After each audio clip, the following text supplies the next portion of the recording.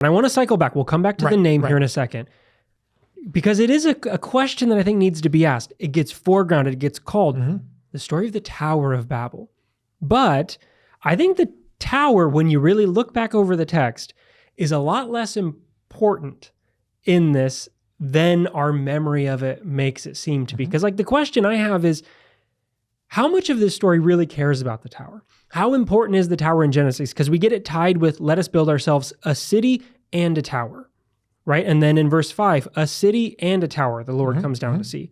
But then when we go down towards the end, what they leave off building in verse 8 is just the city. So tower doesn't really matter to Genesis?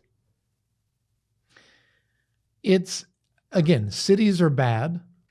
And again, I come back, so there's etiologies, stories of where things come from, and then there's etymologies.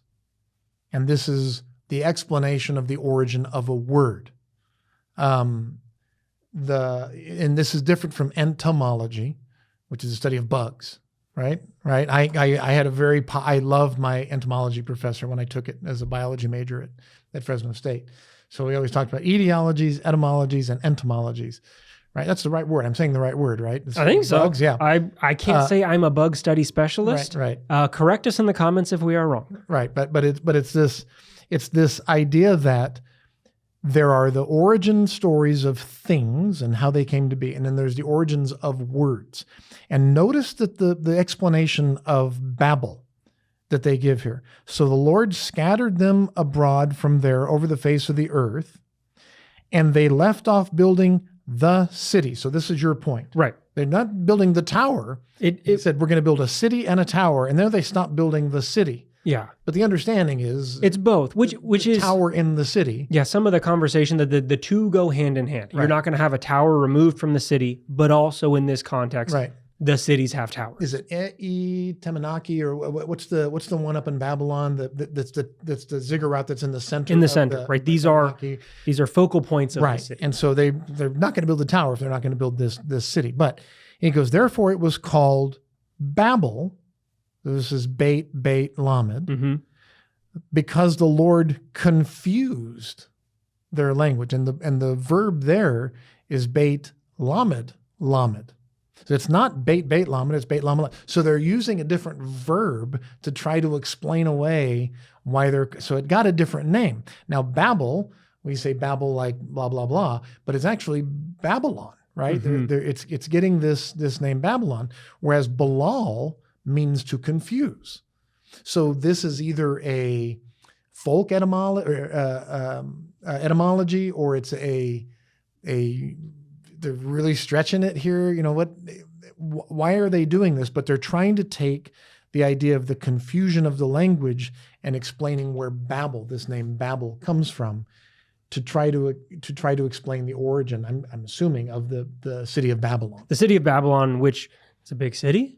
It has some of these ziggurats attached to it. Yeah. I think this also brings up another, if we want to throw on the table, because we're going to look at a couple traditions that grow out of Genesis. Yeah. Where different interpretations that maybe aren't so centered just on pride start to go. One of those that gets pushed forward by somebody like our friend Josephus is the potential of some anti-imperialist concerns in this, because he goes a different way by tying it to Nimrod.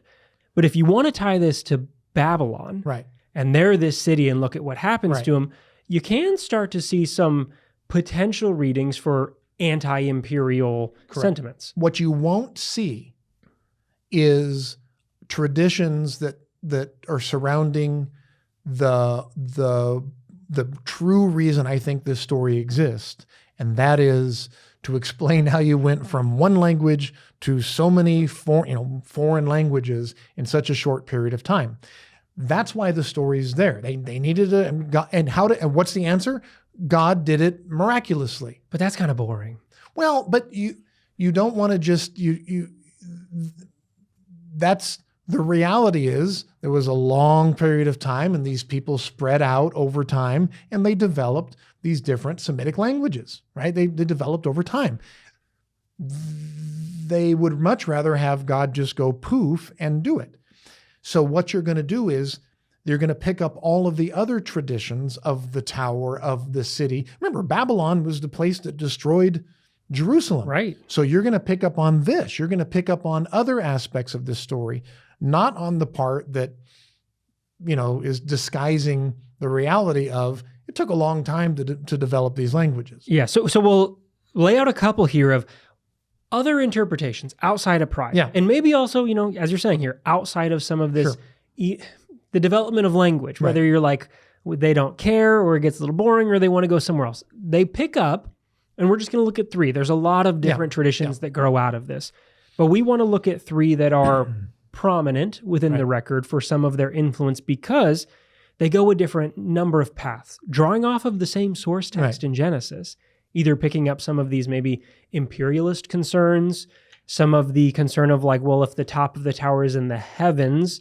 what exactly are they trying to do within that? And then returning to the language, but also spinning it into a different way. Because the Tower of Babel, again, isn't really about the Tower of Babel for most anybody.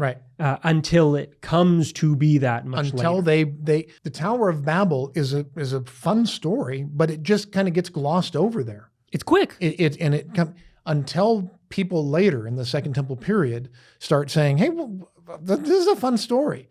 And Josephus is one of these who in his Antiquities, remember, Josephus's Antiquities is a retelling of the history of the Jews, starting with the Bible. So Josephus starts his Antiquities by retelling from Genesis on the stories with his own little drash, right? With his own little interpretation of these stories. He was looking to bump up that page count. And he returned to some sources. I'm not just going to tell you the Herodians. I'm not just going to tell you the Hasmoneans. I want to start from the beginning. And a lot of it is just a recap of not just Genesis and Exodus and the biblical stories, but also the Septuagint's take on this, how they translate it sometimes, how this oral tradition in the interpretation, and sometimes some of these other Jubilees, Enoch, some of these other texts that have been written that were just kind of accepted as part of the tradition, the oral Torah, that would end up being the Pharisaic tradition, the Mishnah and the Talmud. He's incorporating some of these stories into his history.